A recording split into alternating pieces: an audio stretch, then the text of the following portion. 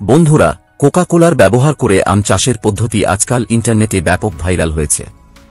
আসুন এই ভিডিওতে দেখে নিই কোকা কোলার ব্যবহার করে খুব সহজে আম চাষের পদ্ধতি।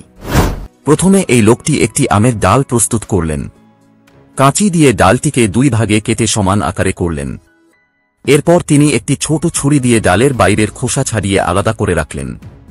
এরপর একটি কলা নিলেন, সেটিকে দুই টুকরো করে খোসা ছাড়িয়ে আমের ডালের উপর কলার মাংস মাখিয়ে দিলেন। এরপর লোকটি দুটি প্লাস্টিকের বোতল নিলেন, যার অর্ধেক অংশ কেটে ফেলে তাতে সমান পরিমাণ কোক ঢাললেন। তারপর আমের ডালটি বোতলে রেখে অপেক্ষা করতে লাগলেন। দীর্ঘ 20 দিন অপেক্ষার পর লোকটি তার ফলাফল দেখানোর জন্য অধীর হয়ে উঠলেন। মাত্র দুটি ডাল থেকে নতুন শাখা গজিয়েছে।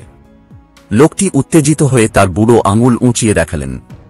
এরপর তিনি ডালটি বোতল থেকে বের করলেন। লোকটির ক্যামেরার মাধ্যমে আমরা দেখতে পাচ্ছি যে ডালের নিচে শিকড় গজিয়েছে।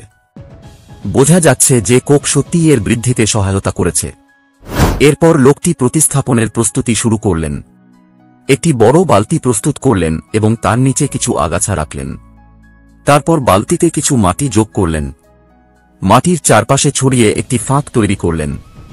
এরপর একটি কলা নিয়ে ছুরি দিয়ে কেটে ফাঁকে রেখে এটি পুষ্টি হিসাবে ব্যবহার করলেন। আমের ডালটি বালতিতে স্থানান্তর করলেন।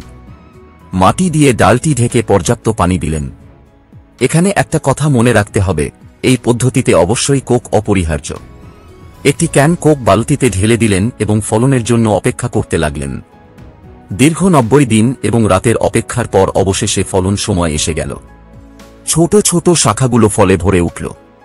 বন্ধুরা, আজকের ভিডিও কেমন লাগলো কমেন্টে জানাতে ভুলবেন না।